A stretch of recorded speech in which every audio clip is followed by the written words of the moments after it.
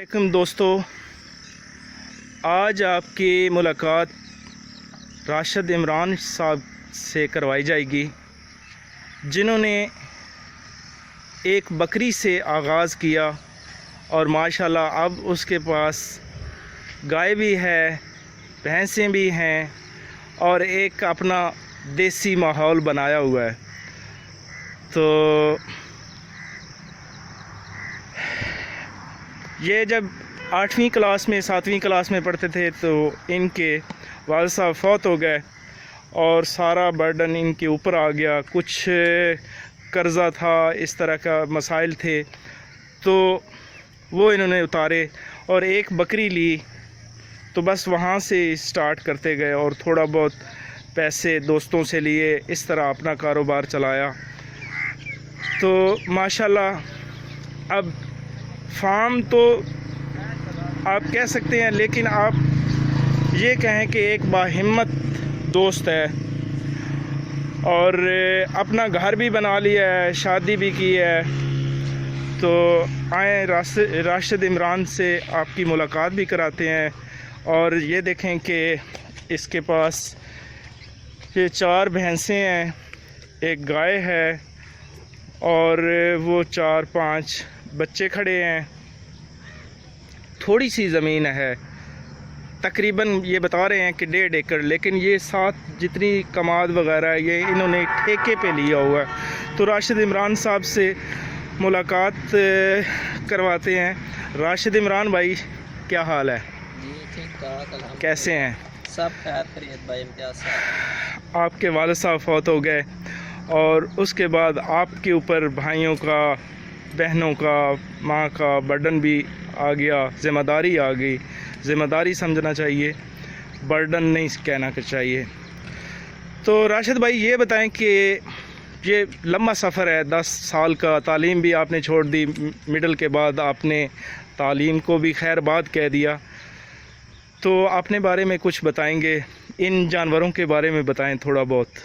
जी ज़रूर बताऊंगा जी। भाई इम्तियाज़ साहब, ये जब मैंने कारोबार शुरू किया तो सिर्फ़ एक बकरी से शुरू किया। जी जी। अब अल्हम्दुलिल्लाह मेरे पास 4 भैंसें, एक गाय, 4-5 कटियाँ बछड़ियाँ भी हैं। जी जी। और अल्लाह का बड़ा करम है, इस कारोबार में मुझे बहुत ज़्यादा मुनाफा भी होता है और उसके साथ साथ दिली सुकून भी बहुत ज़्यादा होता है। राशिद इमरान साहब के बारे में ये है कि ये जानवरों से प्यार बहुत करते हैं। सबसे पहले सुबह आते हैं, अपने जानवर के सब के जैसे सलाम दुआ लिया जाता है, इस तरह सलाम दुआ लेते हैं, उसके ऊपर हाथ फेरते हैं।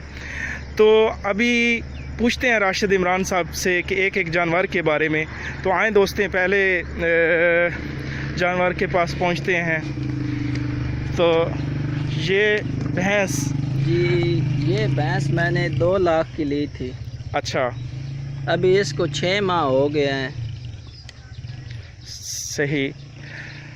तो अभी ये कितना दूध दे रही है? तकरीबन दूध मैंने 15, 16, 17 किलो तक लिया है इससे।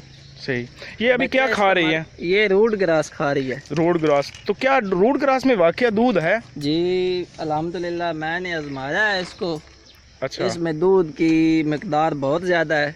वंडा भी डालते हैं? जी वंडा मैं भाई इम्तियाज़ के मशवरे से ही डालता हूँ, जो अच्छा। कुछ ये बताएं वो ही डालता हूँ। सर, मैं जो वंडा ग्रुप में अक्सर शेयर करता हूँ, या मेरा अपना जो फार्मूला है, ये काफ़ी अरसे से उसी वंडे को डाल रहे हैं, गंदम और मकई का। और इससे जानवर भी फरबा इनके होते हैं। अभी ये चूँकि दूध दे रही हैं तो इतनी फरबा नहीं है। और पिछले दिनों कुछ सैलाब की सूरत हाल थी, कितना चारा नहीं था, कुछ प्रॉब्लम थे, तो इस वजह से अभी जानवर वो उस कंडीशन में नहीं है।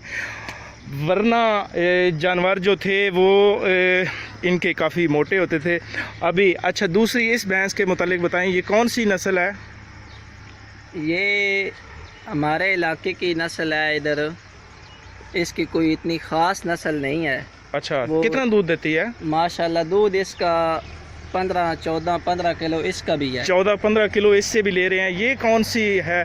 मैं चाहता हूँ कि हमारी वीडियो भी कंप्लीट भी हो जाए थोड़े टाइम में। जी, ये मैंने एक भैंस उकाड़ा से ली थी। अच्छा। उसका बच्चा था, ये उधर से ही आई हुई है। ये झोटी है? झोटी है। अच्छा, तो ये मूसा ये, अच्छा ये भैंस जो है ये कौन सी, ये उकाड़ा वाली ये है? उकाड़ा वाली है। अच्छा जी जी। ये अभी कितने इसका बच्चा है? ये अभी हमला है। अच्छा 15 या 20 दिन तक ये बह जाएगी। अच्छा, जी। डिलीवरी हो जाएगी। तो इसका बच्चा कोई? इसका दूसरा बच्चा ये है, ये वाला है। अच्छा, ये पिछले साल 1 साल का बच्चा है। 1 साल का बच्चा है? 1 साल का ये बच्चा है। सही जी। माशाल्लाह। ये सब रूट ग्रास खा रहे हैं ना? जी ये सब रूट ग्रास ही खा रहे हैं। सही। अच्छा तो ये जो है इसके ये मतलब हमारे घर की एक बहुत ज़्यादा पुरानी नस्ल है भैंसों की। ये उसमें से एक बाकी बची है सिर्फ। अच्छा 15-16 और 17 साल। ये गाय मैंने 1 लाख की ली थी। ये देसी है? कौन सी है नस्ल? मुझे पता है लेकिन आपसे ज़रा। जर्सी और फ्रीजियन नस्ल इसकी है। अच्छा। वैसे इसके सींग जो है ना,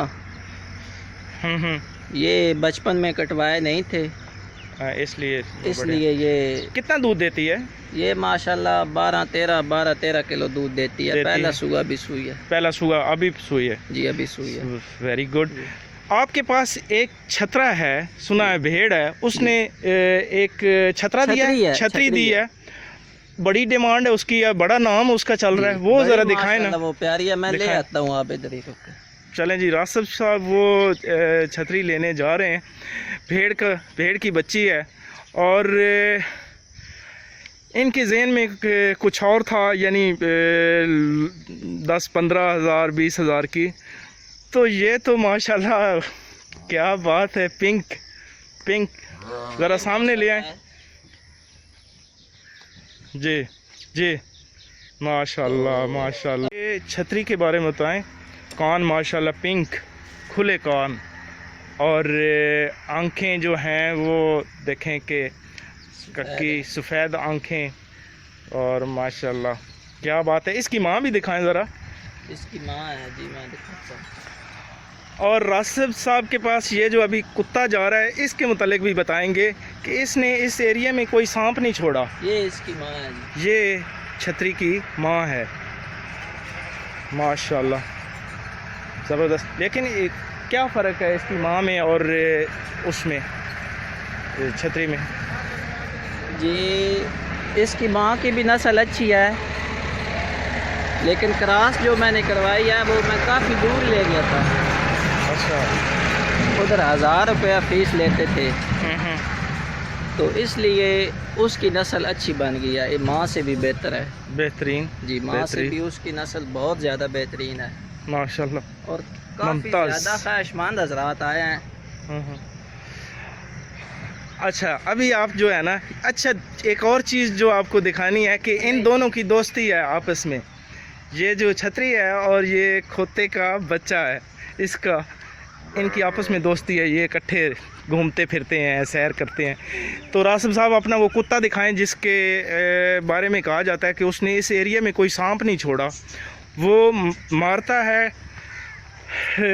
थोड़ा मारता है, उसके बाद सांप के साथ खेलता है और फिर उसको मार देता है और फिर खा लेता है। तो